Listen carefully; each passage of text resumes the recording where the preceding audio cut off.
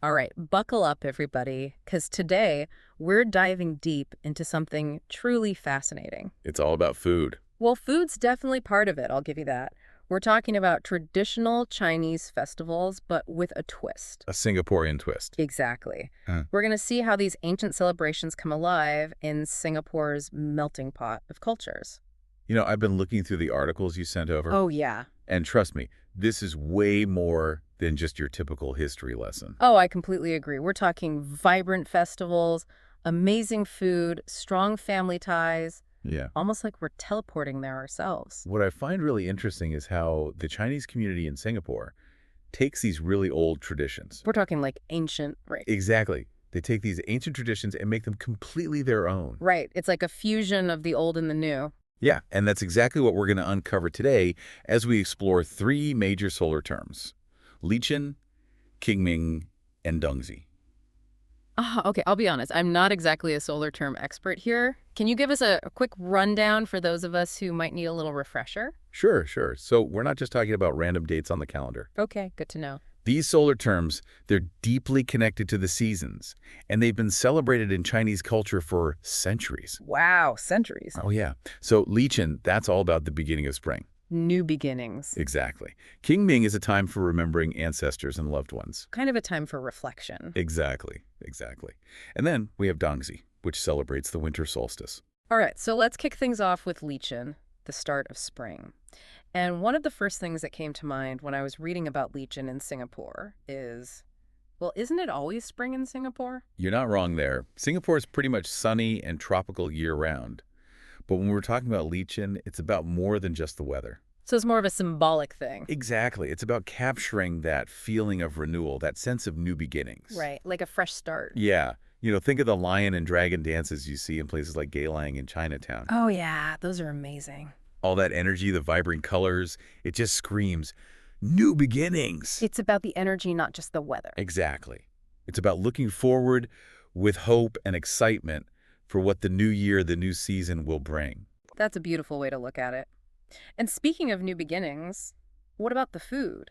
Are there any special dishes or treats that people enjoy during Lichun in Singapore? Get ready for a feast. We're talking special spring pancakes that symbolize prosperity, elaborate restaurant menus featuring fresh, seasonal ingredients. Wow, are you trying to make me hungry? Just a little taste of Singaporean cuisine. Oh, man, it sounds amazing.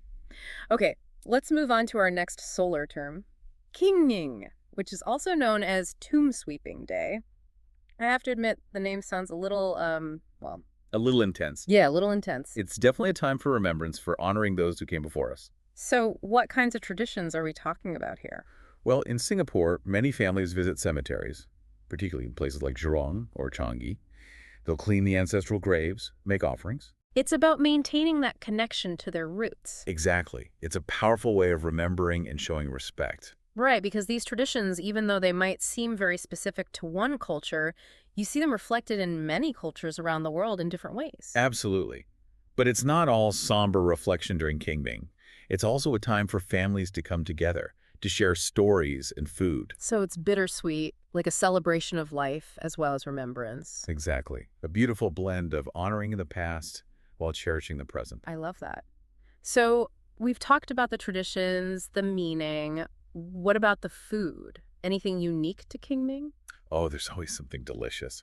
You'll find traditional dishes like Qingming cake, which is a slightly sweet treat made with glutinous rice flour. It sounds really good. But here's where the Singaporean influence really shines through.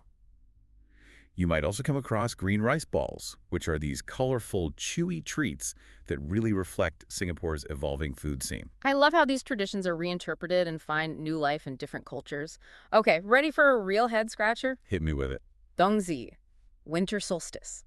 Now, you mentioned earlier that this is one of the solar terms we'd be exploring today, and I have to ask, in a place like Singapore, where it's basically summer year-round, how do you celebrate the winter solstice? That's what's so amazing about Singapore. They find a way to celebrate everything. But you're right, there's no snow on the ground, no need for a winter coat. Right, it's still warm and sunny. Exactly. But when it comes to Dongzhi in Singapore, it's more about celebrating the idea of warmth returning, of light overcoming darkness. I like that. It's like a celebration of hope. Precisely.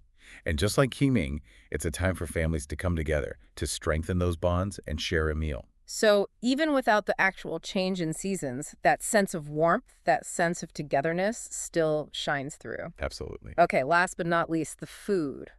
Are Mhm. there any special dishes associated with Dongzhi in Singapore? You bet. Get ready for some serious comfort food. We're talking about traditional Dongzhi treats like glutinous rice balls, Hmm. some filled with sweet sesame or peanut paste, Oh, wow. and dumplings, often served in a savory broth. I could go for some dumplings right now. It's the perfect way to warm the soul, even if the weather outside is already balmy. It's fascinating how these ancient traditions find new life and meaning in different parts of the world. It really shows how resilient culture is. Absolutely. It's like these traditions are a thread that connects generations and continents. And in a place like Singapore, that thread is woven into a beautiful tapestry of cultures and customs. That's a great way to put it. It just goes to show you that traditions are never really static. They evolve and adapt with each generation. And they're all the more richer for it, don't you think? Without a doubt. This deep dive into Singaporean culture has been an absolute treat. For our listeners out there, what traditions do you celebrate? How have those traditions been shaped by your own personal experiences, by your family history, by the places you call home? Something to think about. It's something to keep in mind the next time you gather with loved ones to share a meal, celebrate a holiday, or mark a special day on the calendar. Every tradition has a story to tell. And those stories connect us all. Beautifully said.